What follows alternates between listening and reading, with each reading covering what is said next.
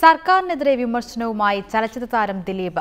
നികുതി വാങ്ങുന്നതിനായി താൽപര്യം കാട്ടുന്ന സർക്കാർ സിനിമയ്ക്ക് വേണ്ടി ഒന്നും ചെയ്യുന്നില്ല. 100 ദിവസം സിനിമയോടുന്ന കാലം കഴിഞ്ഞതായും ദിലീപ് പറഞ്ഞു. റിപ്പോർട്ടർ നൽകിയ പ്രത്യേക അഭിമുഖത്തിലാണ് ദിലീപ് സർക്കാരിനെതിരെ തുറന്നടിച്ചത്. റിപ്പോർട്ടറിന് നൽകിയ പ്രത്യേക അഭിമുഖത്തിലാണ് ദിലീപ് തുറന്നടിച്ചത്.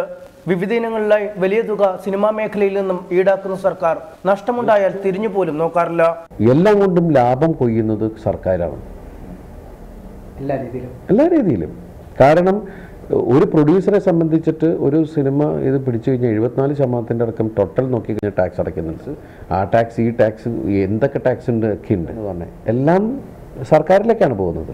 എന്നാൽ നമ്മൾക്ക് ആർക്കും ഒരു തിയേറ്റർ അടച്ചു പോയാലോ, നോക്കാൻ പറ്റാതെ അല്ലെങ്കിൽ അത് മുന്നോട്ട് കൊണ്ടുപോകാൻ പറ്റാതെ അടച്ചു പോയാലോ, ഒരു പ്രൊഡ്യൂസർ ഇത്രയും കോടികളുടെ സിനിമ എടുത്ത് തന്നെ നഷ്ടം സംഭവിച്ചിട്ട് ഇതായ ഒന്നും നമുക്ക് സർക്കാരിൽ നിന്ന് കിട്ടുന്നില്ല. വൈഡ് റിലീസിംഗ് ആരംഭിച്ചതോടെ 100-150 ദിവസങ്ങൾ സിനിമ ഓടുന്ന കാലം കഴിഞ്ഞു. വൈഡ് റിലീസ് എന്ന് പറഞ്ഞിട്ട് ആ ബഹളം ഉണ്ടാക്കുന്ന അതേ ആൾക്കാർ പറയും തിങ്കളാഴ്ച ആകുമ്പോഴേക്കും പടം ഡ്രോപ്പായിട്ടോ.